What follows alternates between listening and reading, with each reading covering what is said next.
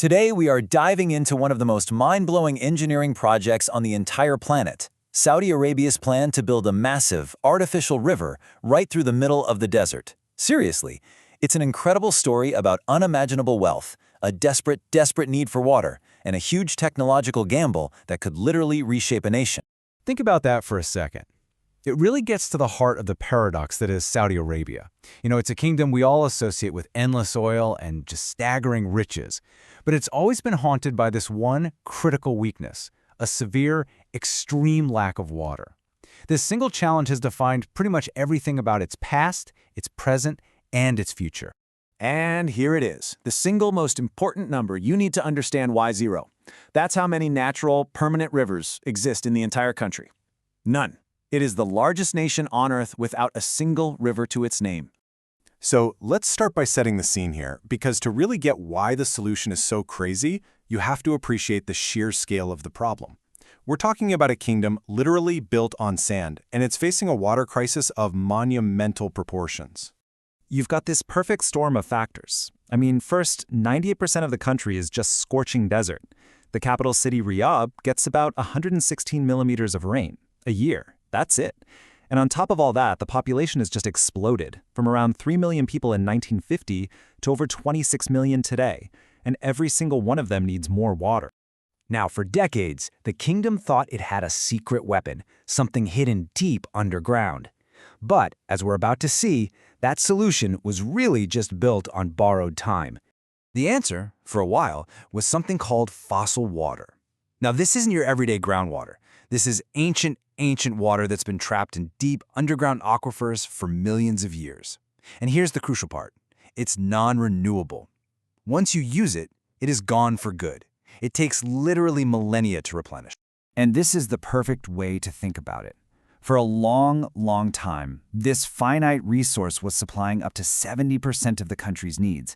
They were just draining a battery that could never, ever be plugged in again. And this is where things really went off the rails. Back in the 1970s, there was this ambitious plan to achieve food independence by growing wheat in the desert. But the cost was just catastrophic.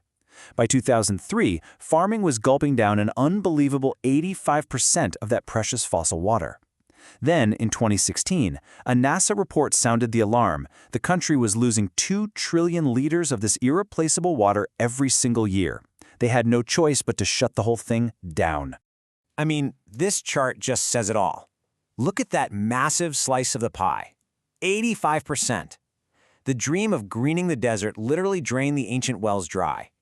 It was a massive, unsustainable mistake that forced the kingdom to find a totally radical new solution.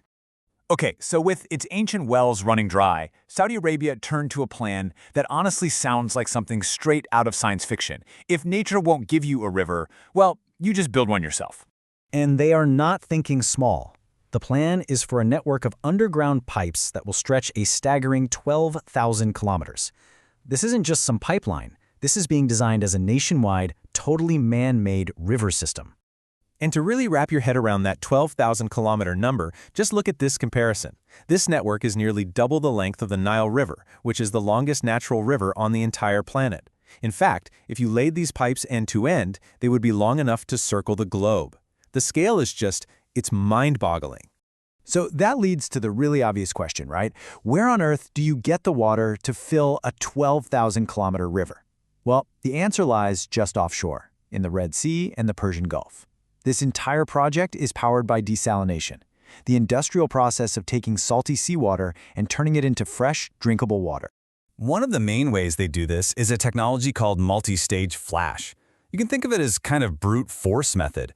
You heat up massive amounts of seawater, then you push it into these low-pressure chambers where it just flashes into steam.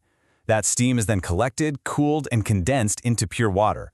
It's incredibly energy-hungry, but hey, it works on a massive scale. The other key technology is, well, a lot more elegant. It's called reverse osmosis. It uses extremely high pressure to force seawater through this special membrane, and the pores in this membrane are so tiny that they block practically everything, salt, minerals, even viruses, letting only pure water molecules squeeze through. The cool thing is, modern plants have become incredibly efficient at this. But, and there's always a but, right? This technological miracle comes at a pretty steep price for the environment. Because when you take the salt out of billions of liters of seawater, you have to do something with all that salt you've taken out. So, the goal for this whole artificial river network is to produce 9.4 billion liters of fresh water every single day. That is just a colossal amount of water. And creating all that fresh water leaves behind a staggering byproduct: 329,000 tons of super salty toxic waste. It's called brine, and that's produced every single day. And if that number is kind of hard to picture, think of it this way. 329,000 tons is the same weight as 1,645 blue whales, the largest animal on Earth. Imagine that much waste being generated and then dumped back into the sea, daily. And that right there is the invisible crisis. This brine is way saltier and warmer than normal seawater. So when it gets dumped back into the ocean, it sinks, creating these dead zones on the seafloor that are deprived of oxygen. It is absolutely devastating for sensitive ecosystems, like the beautiful coral reefs of the Red Sea.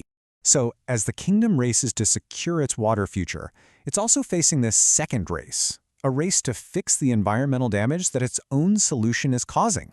Thankfully, some really clever solutions are being worked on. Instead of just dumping the brine in one spot, they can use these deep-sea diffusers to spread it out over a wider area, which lessens the immediate impact. What's even cooler is this idea of brine mining, actually extracting valuable minerals like magnesium and potassium from the waste. You could literally turn a toxic problem into a profitable resource. And make no mistake, the commitment to this path is absolute. I mean, just pumping all this water, sometimes thousands of feet uphill, already uses 9% of the entire nation's electricity. Today, desalination meets 2/3 of the country's water needs, and the official government goal is to hit 100% by 2030. Which really leaves us with this one big, fascinating question. Saudi Arabia is making this monumental bet that human ingenuity and technology can overcome one of nature's most fundamental limits. It's a project that is, at the same time, both awe-inspiring and a little bit scary. Will it become a model for a water-scarce world, or a cautionary tale about unintended consequences? I guess the answer will be flowing through that artificial river for decades to come.